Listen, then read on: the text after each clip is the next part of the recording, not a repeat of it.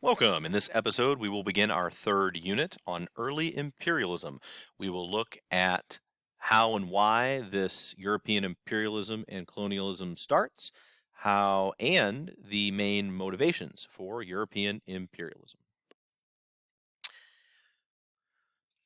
So first, if we have early and later imperialism, what is it?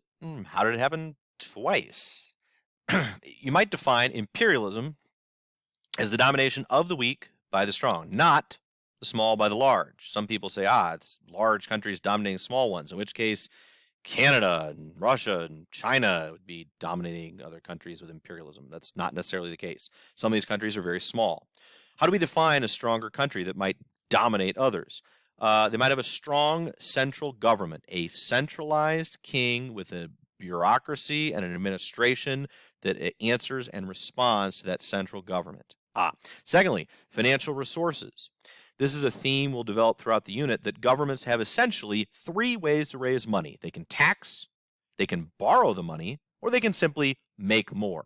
Simply making more causes crippling inflation. When you borrow money, you have to pay it back. And when you tax people, they don't like it because you're requiring them to pay. So none of them is great, but being able to tax and especially to borrow efficiently are two of the things that can make a government and a nation strong with financial resources.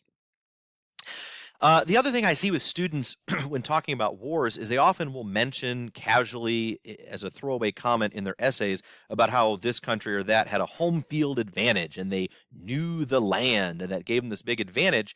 But that's actually not always the case. In fact, there can often be sort of a home field disadvantage in war because it's your towns that are getting burned and women raped and children killed and all these horrible things are happening to your people in your country. War is hellish and can be really, really, almost always is really bad. And it's really bad in the country where the battles are happening. And so if one country is loading up boats full of armed soldiers and sending them all the way across the world, therefore battles and conflict are going to happen in that other country's homeland. And they don't exactly always have a home field advantage on things. In a way, it's a home field disadvantage because it's your country that's getting wrecked. And so that is a factor. The fact that the Europeans had this expansive naval ideology at the time will give other people a home field disadvantage in a way, in that their cities and countries are getting attacked. Weapons technology can often give a country strength if they have more sophisticated weaponry or tactics. And finally, as we'll see very importantly, disease can be the opposite of strength because, for example, the indigenous people, the Americas and Native Americans are savaged by disease. They are wrecked by disease. The conservative early estimates believed that in 50 years, half of all Native Americans died from diseases brought by the Europeans. More modern estimates raised this to 80, 90, 95. I've even seen 98 to 99% of the indigenous people of the Americas are killed from disease within 50 years.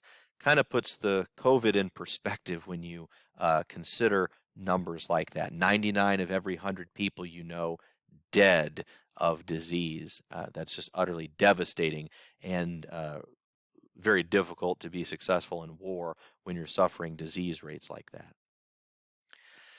So let's disambiguate between this first and second imperialism. The dates are a little bit arbitrary, but there's like two waves. Like imperialism came, and then it kind of dropped off, and then it came a second time in a second wave. So the Europeans in this early period begin to establish and dominate trade relationships with Africa, India, China, Japan as best they could, and these were largely mutual. Remember, Europe is nothing to write home about, nothing special. There are highly educated, sophisticated, advanced, and rich people in all of these other areas of the world.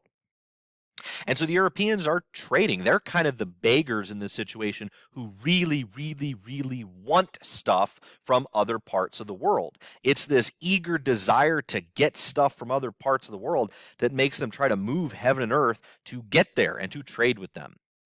First wave imperialism is also known for the near total conquest of the Americas. Native Americans had several disadvantages, but ultimately the Europeans had no effective way to conquer them except for the fact that 95+% of them died of disease. And we'll go into that when we go in detail at a later point in another video. But that is the key reason why Europe establishes relatively equal, they would try to dominate, but reasonably equitable trade terms with people in other parts of the world, because Europe was nothing special. They did not have some big advantage. They simply traded with people in other parts of the world.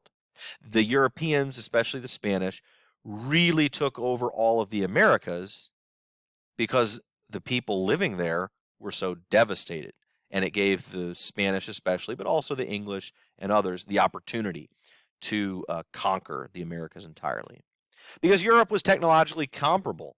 These other, they happened to have powerful rulers, but they were desperate economically. They really wanted trade with other parts of the world. That's a little bit the best we as historians can do to make sense of this, is as why the Europeans sort of embarked on this massive imperialist exploration phase.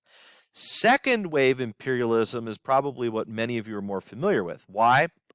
It's what you probably learned about last year. It's what the United States more engaged in, and this is much more recent history. This was the conquest of most of the world by a handful of European countries. By this point, Europe was very rich from this globalist trade pattern they established here. They were very rich from the Industrial Revolution, and they were technologically and militarily very advanced only by this point. And they used that power, as Spider-Man says, with great power comes great responsibility. They used that power irresponsibly to conquer the rest of the world, to kind of promote many racist ideologies, and then ultimately to squander that power away by two disastrous world wars that really marked the end of this European dominance that they had built up through their military success over the 100 or so years before it. So let's get into why this happens. What was it like with Europe and the rest of the world? Well, in the Roman Empire days, there was a lot of trade. It went all throughout the Mediterranean. But with the fall of the Rome and the coming of the barbarians, and during the Middle Ages, especially the early part of the Middle Ages, the 500s, the 700s, there's very little trade. The fear of the barbarians had taken hold, and you had the manor system where local communities were self-contained. There was very, very little trade. But in the 10, 11, 1200s, you began to have things that brought more contact with the world. In the Crusades, thousands of Christian soldiers and knights went to the Middle East and came back, and they ate different food and met different people and had more contact with the world. The Italian trader Marco Polo, we believe, went to China and wrote about how exotic and quirky and different things were in China, and it excited more European interest in stuff from other parts of the world. They realized a lot of the things they did, and especially a lot of the food that they ate, really sucked compared to what other people in the world had available to them. Spices and salt and sugar and these things that they just didn't have. And that really is a big motivator. We today are often very oversalted and oversugared and overstimulated with our food, and can't hardly picture how intoxicating that is to have a diet almost entirely devoid of those things, and then having the opportunity to gain them. So where does the trade that they did have come from? They wanted things from China and India. It went through the hands of Arabs in the Middle East. It went through the hands of Africans on the Horn of East Africa. It went through the hands of Italians, mostly from the city-state of Venice, the Venetians. And so each of them acts as a middleman and needs to get paid for carrying those goods that distance. Each of them live in different countries with different taxes on trade. Each of them has to go through areas where there might be pirates or barbarians or just regular old thieves, and so they need to hire security. So you're paying security 4 or 5, and they might go through hands 5, 6, 7, 8, 9, 10 times. You're paying multiple taxes, multiple security guards, multiple middleman markups, and so by the time that these desired things, we will talk about in a minute, by the time these things got to Europeans in England, Spain, France, whatever, they had been through the hands of so many people that they cost 5, 10, and even as high as 20 times what those goods cost where they came from. So these are terrible markups. So only the super, super rich can really afford any of these things, and they desperately want them. More middle class and people, anyone who can get these things does want them and wants them at a cheaper price. What are the types of things? Again, spices. As we said, salt, pepper, cinnamon, sugar. All of these things to improve the diet. Silk. You know, they do not have machine-made clothing. They make most clothes by hand, and they don't as much. Cotton is not really prevalent. The prevalent material in Europe is wool, regardless of season. So you got your wool underwear in July. You compare that to a nice, easy breezy silk clothing from China, and it doesn't take you long to really desire to get your clothes from somewhere else than a sheep. So there's this desire for silk. Porcelain. They pretty much had a lot of wooden plates and things. They had metal and lead plates, but certain foods reacted poorly with lead and would actually poison you. And so in fact, we often call these china plates. But it's really called porcelain, but they became synonymous with China because it was this secret of how they made porcelain plates and bowls and things.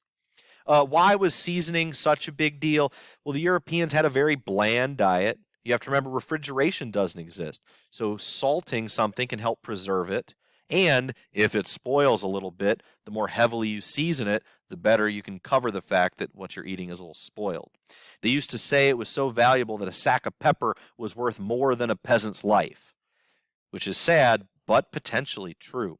And so the nobles greatly desire them, and their goal was to greatly reduce the cost of having these things travel all the way from the east to Europe through all these middlemen, through India and through Central Asia, through Africa, Arabia, and the Italians in the Mediterranean.